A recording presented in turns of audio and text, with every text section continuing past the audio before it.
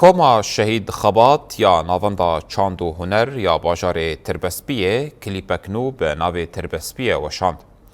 Di nava klîpê de koma şehîd Xebat balê dikişîne ser dîroka kevnar ya bajarê Tirespiyê û çanda rojava û giringiya wê ya parastina mîrateya çandî hunerî ya hemû civakên li Herêmê.